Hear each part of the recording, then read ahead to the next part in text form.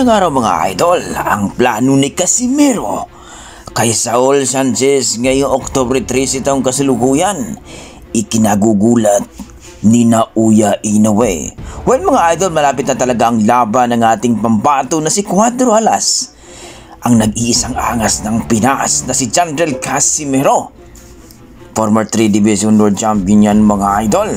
At talagang marami at excited ang mga tao na mga boxing fans, lalong-lalo na ang mga hitter at beater ni Cuadro Alas Jandrel Casimero na makita siyang matalo at makita siyang manalo. At ngayon nga mga idol, ang totoong plano pala ni Cuadro Alas Casimero ay magpapasikat sa bansang Japan, na kung saan mga idol, TKO at papagapangin daw itong si Saul Sanchez para makita ng mga Hapon na karapat dapat siyang labanan ni Naoya Inoue.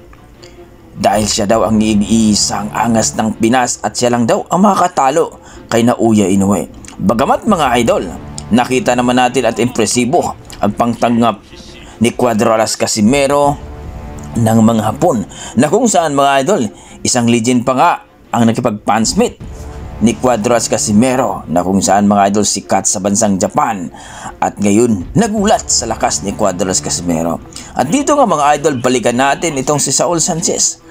Alaga ito ng impi ng Manny Pacquiao Promotion mga idol, sa katauhan ni Sean Gibbons, na kung saan mga idol na isa sa mga malulupit na mga strength conditioning coach itong si Mimo Heredia mga idol, na dati ring strength conditioning coach ni Cuadro Alas Jandrel Casimero.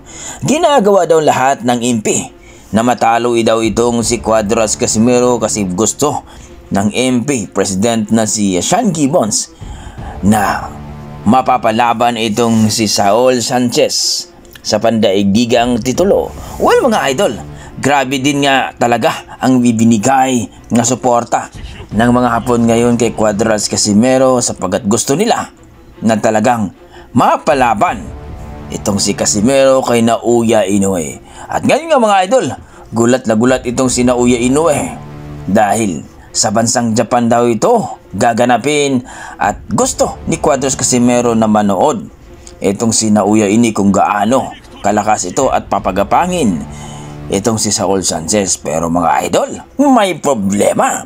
Ito palang si Naoya Inoue mga idol, bumahag ang buntot sapagkat laban daw ito ni Takuma Inoue sa October 3 itong kasalukuyan. Kung baga mga idol, mayroon na naman palusot itong si Naoya Inoue na di makapunta sa laban ni Cuadro Alas Casimero. Pero ganun pa man mga idol, tuloy pa rin ang laban ni Cuadro Alas Casimero at ipakita sa bunsang Japan na talaga namang halimaw itong si Casimero, na talaga namang kinatatakutan ni Naoya Inoue. Kayo mga idol, ano masasabi nyo dito?